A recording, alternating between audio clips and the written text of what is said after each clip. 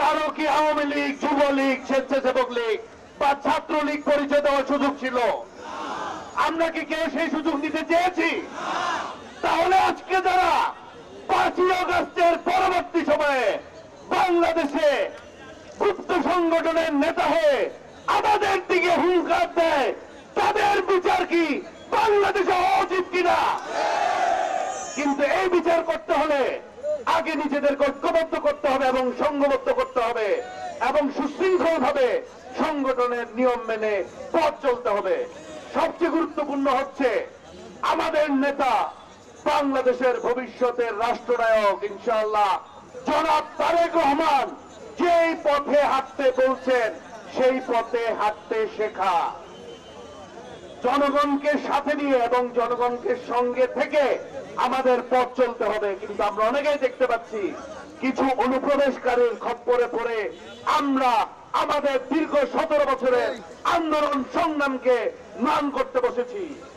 বাংলাদেশ জাতীয়তাবাদী দল বা তার কোন অঙ্গ বা সহযোগী সংগঠন সমূহ, বিশেষ করে এই সংগ্রামী যুব দল কারো ব্যক্তিগত অপকর্মের দায় নেবে না, নেবে না, নেবে না। এই ব্যাপারে যুব দলের যারা শীর্ষ নেতৃত্ব আছেন, কেন্দ্র থেকে নিয়ে মহানগর পর্যন্ত সবাই জিরো টলারেন্স আছেন। কিন্তু এটা ওনাদের একার দায়িত্ব না। আজকে আপনারা এখানে সহস্রাধিক লোক যুব নেতারা এখানে উপস্থিত হয়েছেন, আপনাদের সকলের দায়িত্ব যেন যেই লোক নিজের পরিবার বিসর্জন দিয়ে, নিজের জীবন বিসর্জন দিয়ে শত আত্মত্যাগ করে যেই তারেক রহমান আমাদের দেশকে আন্দোলন সংগ্রামে এগিয়ে নিয়ে গেছেন, স্বৈরাচার মুক্ত করেছেন, আমাদের কোন কারণে আমাদের নেতার মুখ যেন কোনো সময় ছোট না হয়। একটা কথা বলতে চাই পরিষ্কার ভাবে, তারেক রহমান কোন গুপ্ত সংগঠনের নেতা নন।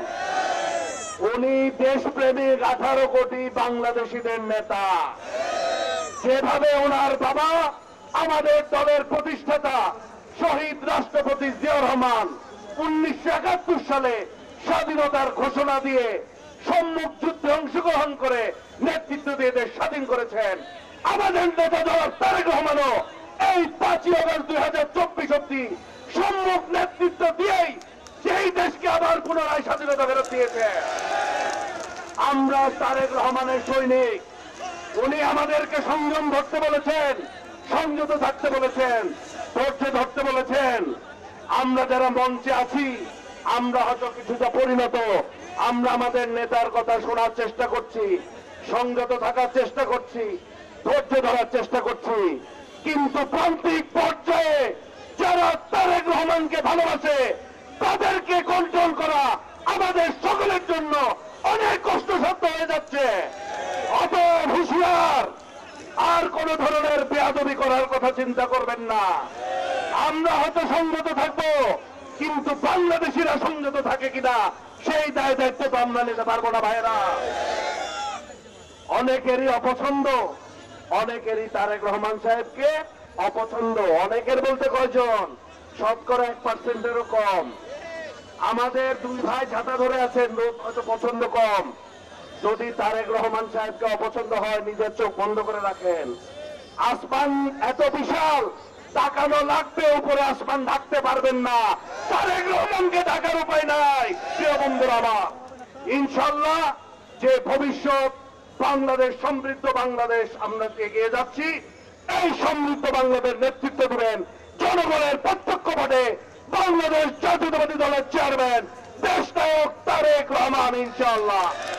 আর বক্তব্য দীর্ঘায়িত করবো না। সবাই ঐক্যবদ্ধ থেকে আমাদের যে অভিষ্ট লক্ষ্য বাংলাদেশে